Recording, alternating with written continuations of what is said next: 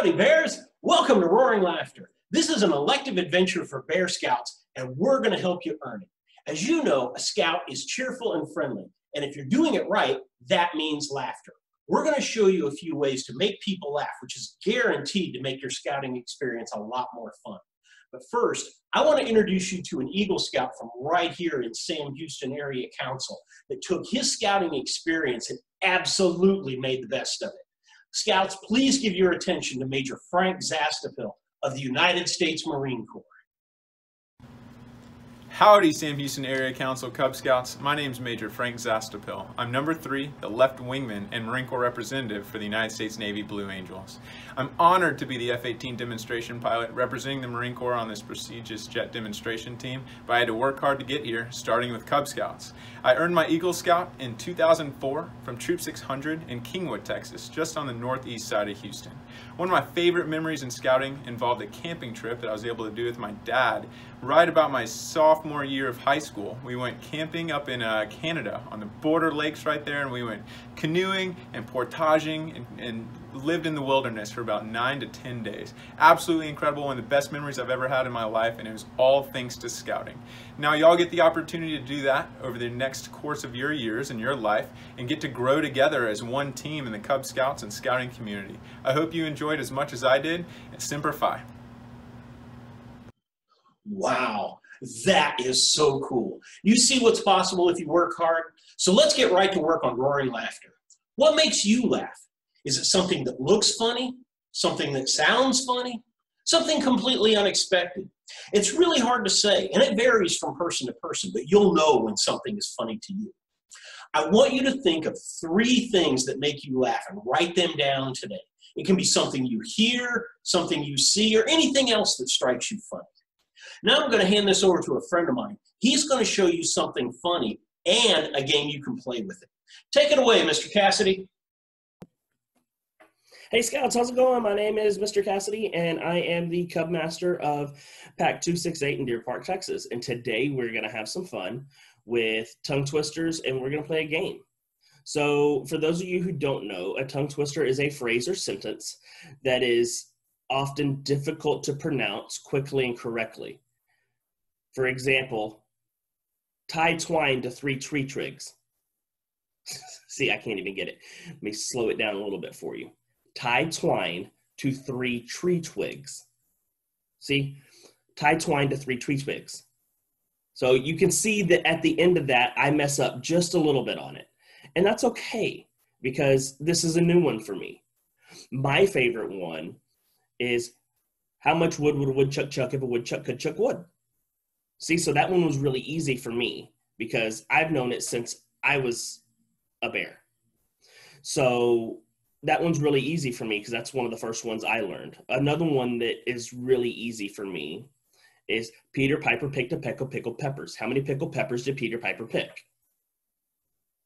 So you see, I can do those 2 really well, but tie twine to 3 tree twigs is not very easy for me. But that's the one I want you guys to do. I want you guys to do tie twine to 3 tree twigs. And I want you to practice that till you can say it really fast and correctly. Because that one is a fun one to be able to say. You can say that, and your friends and family can look at you and be like, what did you say? Huh? And give you that really weird look. And have some fun with it. So I want you guys to practice on those. So tie twine to 3 tree twigs. How much wood would a woodchuck chuck if a woodchuck could chuck wood? And Peter Piper picked a peck of pickled peppers. How many pickled peppers did Peter Piper pick? See, I messed that last one up, even though it's my favorite. So we're going to move on, and we're going to play a game. It's called Roll and Read Tongue Twisters. And for this, you got some supplies for this class. So you got the Roll and Read Tongue Twisters game, and you got a page that has some dice on it. So I need you to get that page that has the dice on it, some scissors and some tape. Go ahead and pause the video here, and then come back, and then we will walk through the steps. All right, so now that you're back, I've taken the liberty to go ahead and cut my dice out. So I have my paper dice, and then I have the other dice. So you're going to cut your paper dice out. And then what you're going to do is on all these dotted lines, you're going to fold. You're going to fold it all up. And then you're going to get a dice that looks like this. Once you fold on all those dotted lines, you're going to have this dice. And then what you do is you just take a piece of tape and you tape it right over the edge from the 6 to the 2. And that's going to hold your dice together. So once you build your dice, we're ready to play the game. So our game, like I said, is the roll and read tongue twisters. So you're going to have that. And this game is really good for 2 people, for 3 people, or for 6 people.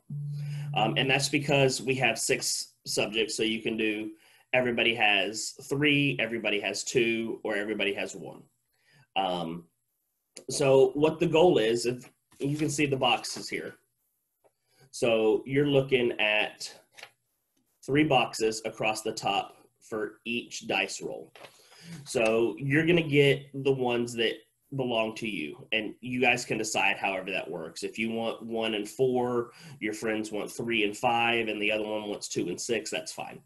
However y'all decide to divvy them up is how you divvy them up. And then you're going to take your dice, and you're going to roll it. And it's going to land on 3. So I look at the thing, and it says, for 3, it says, I saw a kitten eating chicken in the kitchen. So you're going to say that 3 times fast. And if you can say it 3 times fast without messing up, you're going to get to check off one of your boxes. If you mess up, you have to re-roll the dice.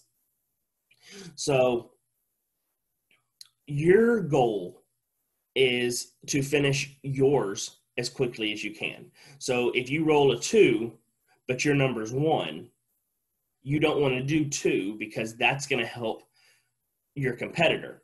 You want to roll until you roll the 1. And you want to finish your boxes as quickly as you can. The first one to finish all their boxes is the winner. Now, what the prize is, that's up to y'all. You can have it be a candy bar. You can have it be a juice. You can have it be whatever you want it to be. But you want to finish your boxes first. And once your boxes are finished, you're good to go. So I hope you guys had fun. I know I did. Y'all have a great day and keep up scouting. Thank you, Mr. Cassidy. Let's quickly review what you learned today and get ready for the next session. Requirement 1, think about what makes you laugh and write down those 3 things that we talked about earlier. Requirement 2, practice reading some tongue twisters. Mr. Cassidy showed you some of those. You can do those, or if you've got some others that you know of, try those. And then requirement 4, with a partner, play a game that makes you laugh. Again, Mr. Cassidy showed you a good one, or if you've got another one you want to play, you can do that too. So to get ready for our next session, you need to write a short story. It only has to be about 4 sentences, and you don't have to worry about making it funny. That's what we'll do next time. To show you how to do this, I want to introduce my assistant, Corwin. Now, Corwin is a good assistant, but he is really forgetful. I mean, this guy would forget his own head if he was able. Corwin, come on out here. Dude, you forgot your head. You're not going to be able to read your story without your head. Go get your head. Go. I'm over here. Go left. Left. Your other left. Turn around. Here, let me give you a hand. Oh, wow. That's a lot better. Okay, so you guys were told you needed to write a story. Here's my story. This is just an example. Today I went to the store to get a pet dog. I named it Steven. I took Steven for a walk to the park. My friend Matthew was there flying his kite. The kite flew away from him and we all had to chase it. It doesn't have to be funny. The story doesn't have to be funny. Now, if you're having a hard time coming up with your own story, here's 3 sentences that you can use to start yours. My family and I are going camping near a big lake this summer. Okay. I could not believe my eyes when I saw the new Cybertruck. That worked. I have a superpower to run quickly. So you can use one of those 3 if you want, but make sure you have your story ready for tomorrow when we make it funny. That's all I've got for now. Thank you, Corwin. That wraps it up for today. We'll see you back here next time for more roaring laughter. Bye.